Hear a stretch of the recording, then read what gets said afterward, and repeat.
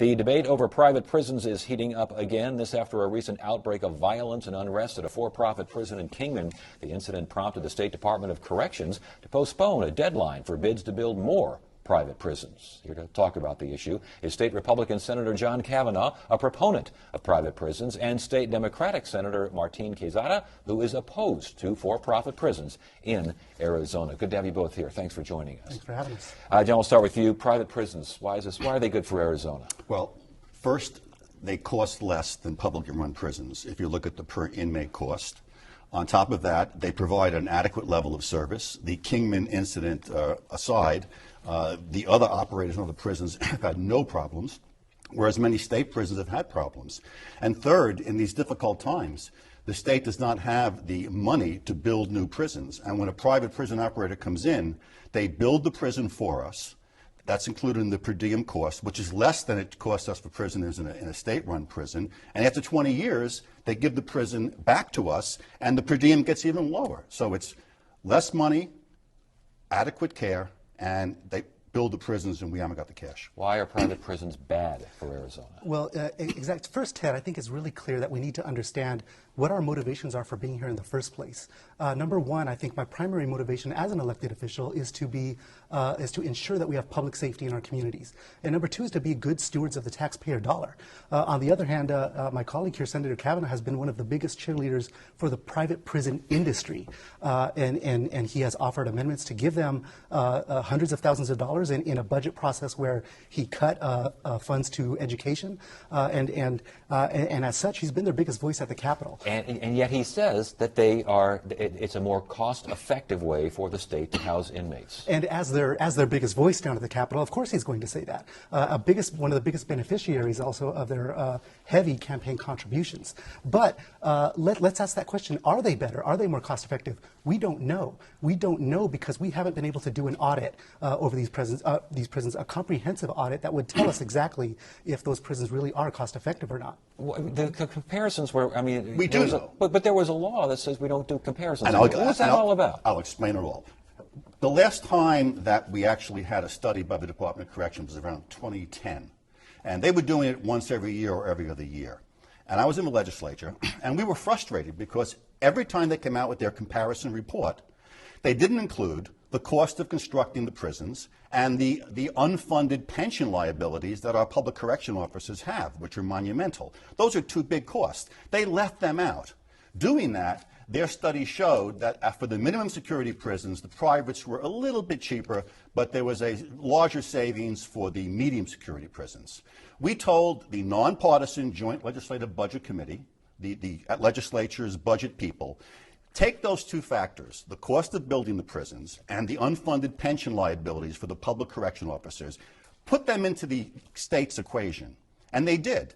And what happened was the numbers were quite startling. It basically showed that for the minimum security prisons, it was $46.95 for the private ones versus $58 for the publics. And in the medium security, it was $53.20 for the privates and $60.39 for the publics. Okay. So on both areas, substantially cheaper, and that was a nonpartisan analysis. Respond, please. So the nonpartisan analysis really only factored into the construction of those prisons. Well, let's look at the entire aspect of prisons in general. Let's look at safety. Let's look at staffing. Let's look at the costs of lawsuits that are incurred when these situations erupt where there are escapes. When we look at a comprehensive analysis of that cost comparison, I think you're going to have a much different result.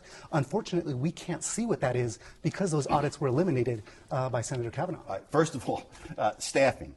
We, the state, write the contract. They have to comply with the contract. We have 24/7 state monitors on site to make sure the contract's being followed. So those reports which I just mentioned did in fact include staffing costs at the levels that the state mandated. And concerning lawsuits, when there's an incident at a state-run facility, the state gets sued and we pay big bucks. When there's an incident at a private prison, they are totally responsible, the company, for the lawsuit costs, zero exposure. One more reason why they're cheaper. Absolutely. At the end of the day, the state is ultimately responsible because it's the state that's getting sued and the state that's also getting sued. If you look at the last 2010 escape from the Kingman prison in particular, when those beds were no longer filled after the state said, we don't trust you to house these certain inmates, move them to state-run facilities, the state got sued for not fulfilling that quota, that minimum quota, which are in each and every one of those contracts. Let's talk about that minimum quota. 97% guaranteed to these. Since when do we guarantee profits for businesses? Well, here we in Arizona? guarantee staffing. What we basically say is, we want you, a private company, right, to build the prison for us. That's a phenomenal expense up front. Right? And in return, this is the per diem that we want.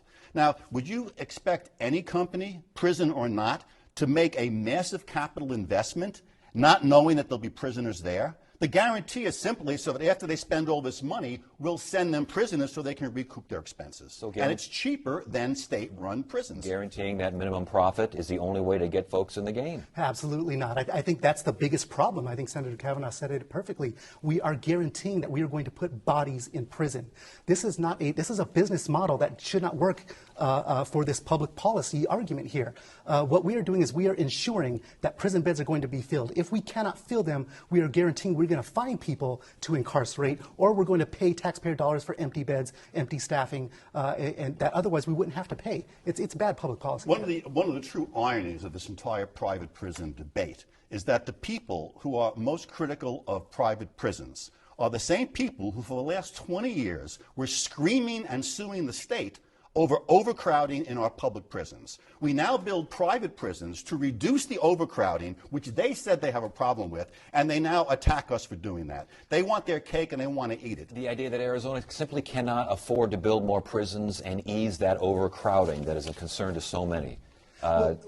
Let's look at our prisons today. In every prison, every state-run prison that we have today, there are empty beds right now. This isn't a matter of overcrowding where all of our prisons are overcrowding. This is a matter of managing resources in those prisons and ensuring that the inmates are going to the facilities that need them. We may have one facility in one location that is overcrowded, but at the same time we'll have a neighboring facility that has empty beds. Let's manage those resources better. Now, the total count shows that we are a couple of thousand beds short. Now, certain facilities will keep a certain number of beds open. They have to move. If two prisoners start fighting, they need an empty cell to put one of the fighters. That's just normal occupancy levels. But overall, we're a couple of thousand beds overcrowded. And the same people who said that's inhuman and sued us in court now object that we found a cost-efficient way to solve the problem. Why not house these prisoners in county jails? That could be an option. And in fact, the county sheriffs have said they want to do that, and the governor has rightfully decided to allow them to bid on the contract. Is that an option? Well, I don't think that's necessarily the best option is to allow the county sheriffs to do this, but the county sheriffs aren't even being considered for this, and that's why they jointly, the 15 county sheriffs, jointly stated that the bidding process for these beds do not favor the county sheriffs. They favor the private prison industry. It's not as simple as that. I asked the corrections a couple of years ago when Sheriff Arpaio said, I'd like to take some of these prisoners. Why can't we just send them to vacant county beds?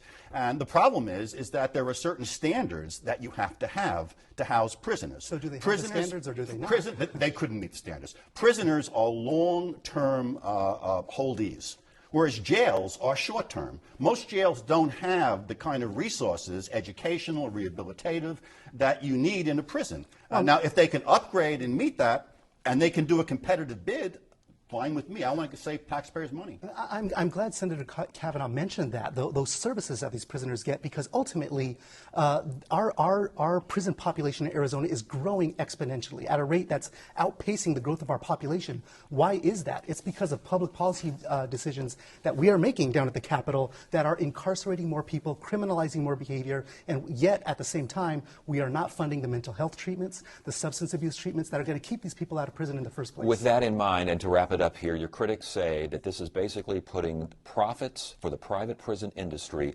above public safety. What is wrong with profit? We're above public safety. First of all, the only private prison that had any problems is the Kingman one. Big yellow flag. I applaud the governor for an investigation. Every other private prison that we use has had no problems, no escapes, no safety issues. And concerning profit, my doctor, private office, he makes a profit when he treats me. My dentist, I go to a supermarket privately owned. They all make profit. They all serve me well. There's nothing wrong with profit. It's a great motivator, and it's what made this country great. Last question for you. The idea that these for-profit enterprises, they do have an incentive to do a good job.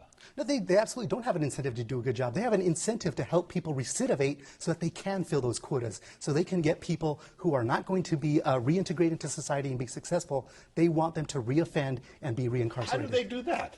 By not providing the services that they need, by our truth in sentencing laws that they lobby for. All services are across stated in the national state contract, and they have the same type of rehabilitation that we have in the public prisons. We write the contracts, we demand the standards. So let's evaluate the effectiveness of those programs in the prisons. Let's sponsor a bill together next session to do that, to evaluate the effectiveness of it and see if in fact we are reducing recidivism. JLBC is doing that now at my request. I asked them to put other factors in. And by the way, some of the other factors aren't going to help your case, because one of the things we have to weigh in is the money that private prisons give back to the public through property taxes and also through corporate income tax. So even some of their profits go back to the people. Last word, please.